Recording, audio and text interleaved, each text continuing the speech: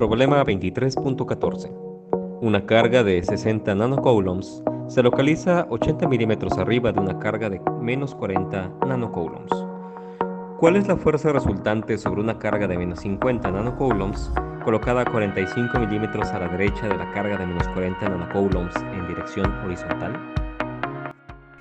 Bueno, tenemos ahora el problema número 14, que es uno de los más complicados de esta sección, y debes de tomar referencia para hacer el número 15 que tiene respuesta. Hago este porque no tiene respuesta, más adelante haré los otros que me faltan. Bueno, tenemos dos cargas, una encima de la otra, 60 nanocoulombs y menos 40 nanocoulombs, y a la derecha de esta se encuentra una carga de menos 50, ¿ok? La pregunta es, ¿cuál es la fuerza neta que va a sentir esta de menos 50 que se encuentra aislada? Primero, hagamos un análisis cualitativo, es decir, qué está sucediendo con las cargas. Pensemos en la interacción entre esta y esta. Como son de signo contrario, lo que la carga de menos 50 va a sentir va a ser una atracción en la dirección de esta carga, ¿ok? Entonces va a sentir una atracción hacia la izquierda y hacia arriba. Por lo tanto, los componentes de esta fuerza, a la que vamos a llamar F1, pues van a ser negativas en el eje X y positivas en el eje Y. ¿Qué pasa con la carga de menos 40 y la carga de menos 50? Como se encuentran en la misma línea, va a haber una repulsión porque se encuentran cargas del mismo signo. Entonces va a sentir un empujón hacia la derecha debido a esta fuerza F2. Bien. Entonces, vamos a tener como resultado pues una carga que se está moviendo bajo la interacción de dos fuerzas que se encuentran en direcciones opuestas. Y al final vamos a tener que tener una componente de fuerza en el eje Y positivo. Bien. Enterémonos de cuánto equivalen esas fuerzas. Para empezar, F1. F1, según la ley de Coulomb, es la constante K multiplicado por la carga de 60. Aquí está, 60 nanocoulombs. Para escribir nano escribimos 10 a la menos 9. ¿Ok? Después la carga de menos 50 nanocoulombs, otra vez 10 a la menos 9.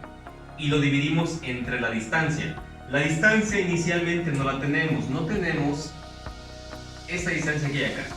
Pero como te darás cuenta, se está formando un triángulo rectángulo. Ahí está un triángulo rectángulo. Y tenemos que sacar dos cosas. Esta medida, a la que nosotros podemos llamar h, por la hipotenusa de ese triángulo rectángulo, va a ser igual a tomar los catetos, estos dos, elevarlos al cuadrado, sumarlos y sacar la raíz cuadrada. Eso ya lo hicimos acá. Aquí está. 80 milímetros de un lado, 45 milímetros del otro, elevados al cuadrado, sumamos, sacamos raíz. Y la respuesta es 91.78. Esa es la distancia que hay de aquí para acá. Bueno, esa distancia la ponemos aquí. 91.78 milímetros. Mili es 10 a la menos 3. Y la elevamos al cuadrado. Cuando multiplicamos 9 por 60 por menos 50 y dividimos entre el cuadrado de 91.78 nos da menos 3.2. Ahora, las potencias 10 a la 9 con 10 a la menos 9 se cancelan.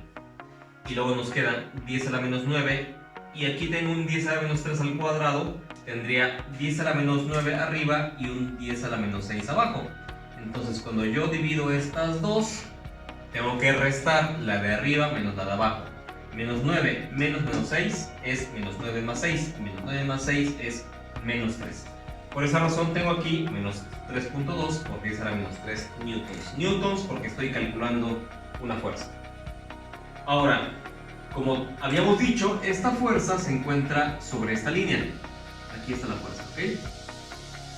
Y es una fuerza que se encuentra inclinada tanto en el eje X como en el eje Y. Es decir, no está ni completamente vertical arriba abajo, ni está completamente horizontal izquierda derecha, tiene un poco de las dos. Por lo tanto es necesario conocer algún ángulo. Precisamente el ángulo que me interesa va a ser este que está acá. Ese angulito que se encuentra ahí es el que debo de calcular primero. ¿Cómo se calcula un ángulo en un triángulo rectángulo? Bueno, si tengo los catetos es muy fácil.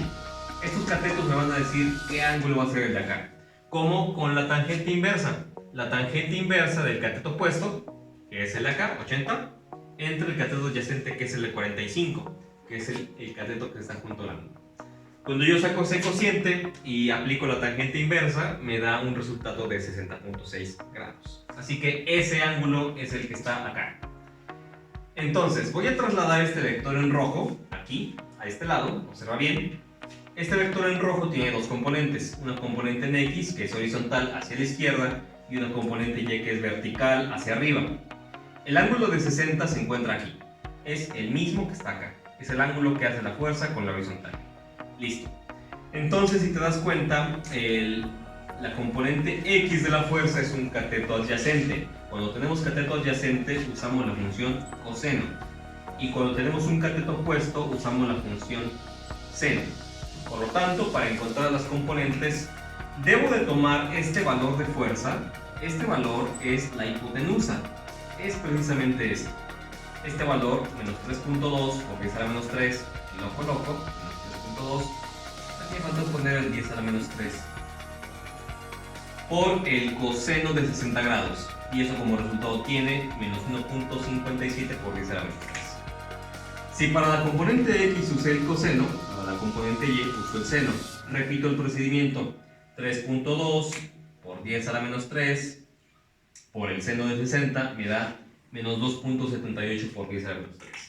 Nota que aquí aparecen signos menos, tanto en la parte X como en la parte Y. Sin embargo, cuando yo escriba, y aquí lo voy a encerrar todo esto con rojo, porque es la parte más importante de todo este cálculo, cuando yo escribo el vector de fuerza, tengo que fijarme en este vector hacia dónde va. Va hacia la izquierda y hacia arriba. Por lo tanto, la componente X sí se respeta este signo negativo, colocamos esta cantidad acá, en la parte X, pero la parte Y va hacia arriba, es positiva, así que cuando yo coloco esta cantidad aquí abajo, tengo que cambiarle el signo, porque es positiva, el vector va hacia arriba, no va hacia abajo. Si fuera hacia abajo lo dejaba negativo, pero como no, le cambio el signo, sí, no más, por la dirección del vector. Bueno, entonces tenemos estas cantidades en newtons. Ya está la fuerza que le aplica esta carga a la de acá. Ahora vamos con la fuerza que le aplica esta carga de menos 40 a la de menos 50. Si te das cuenta, están en una misma línea horizontal. Va a ser bastante más fácil. Sin embargo, tenemos cargas del mismo signo y las cargas del mismo signo se repelen. Así que lo que va a sentir esta fuerza, como dijimos en un principio, va a ser un desplazamiento, más bien va a sentir una fuerza hacia la derecha. Vamos a ver. ¿De qué magnitud es esa carga? La fuerza F2 va a ser otra vez la constante K por la carga que tengo aquí, menos 40 nanocoulombs, por la carga que tengo acá, que es menos 50 nanocoulombs, entre la distancia que ya estaba dada, quedan 45 milímetros al cuadrado. Mili se escribe como 10 a la menos 3, por eso lo pongo así. Bien, hago una cuenta. 9 por 40 negativo por 50 negativo entre 45 al cuadrado me da 8.88 y más 8. Las potencias, otra vez, este 10 a la 9 son negativos, perdón, aquí deben aparecer negativos. Entonces 10 a la 9 positivo con 10 a la 9 negativo se cancelan, y por la misma razón de hace rato, 10 a la 9 entre un 10 a la menos 6 me va a quedar un 10 a la menos 3. Entonces la magnitud de la fuerza horizontal va a ser de 8.88 por 10 a la menos 3 newtons. En vector, en forma vectorial, la fuerza ya aparece acá. Dijimos que esta fuerza va hacia la derecha y nada más hacia la derecha. Así que los 8.88 van de este lado, en la parte X, positivos porque van para la derecha. Y como no tiene ninguna componente vertical, la parte Y se hace cero. Listo. Ahora, estoy por terminar. La fuerza neta, o la fuerza resultante, es la suma de la fuerza 1, esta, más la fuerza 2, esta. Ya tengo sus cantidades, ya tengo a qué son igual. Fuerza F1, aquí está. Y fuerza F2, bueno, y fuerza F2, aquí está.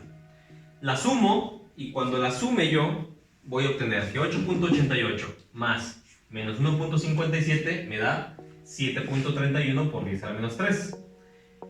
Como aquí tengo 0, al sumar con 2.78, pues se va a quedar como 2.78. Bueno, sin embargo, aunque esta respuesta aquí ya la puedo dejar como correcta y puedo decir, ah, pues ya acabé, ya está.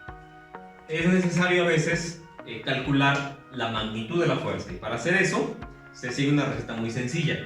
La magnitud de un vector, si yo tengo que la fuerza neta es igual a una fuerza neta en X, una fuerza neta en Y, son los dos componentes X y Y, cuando yo calcule la magnitud de esa fuerza neta, voy a tener que hacer la raíz cuadrada de cada una de sus componentes al cuadrado y sumadas. Es decir, F, era N, fuerza neta en X al cuadrado más fuerza neta en Y al cuadrado. Las estoy sumando y le saco raíz. Ese procedimiento fue el que ocupé acá. Tomé estas dos, las elevé al cuadrado, las sumé, le saqué raíz y me dio esto de acá.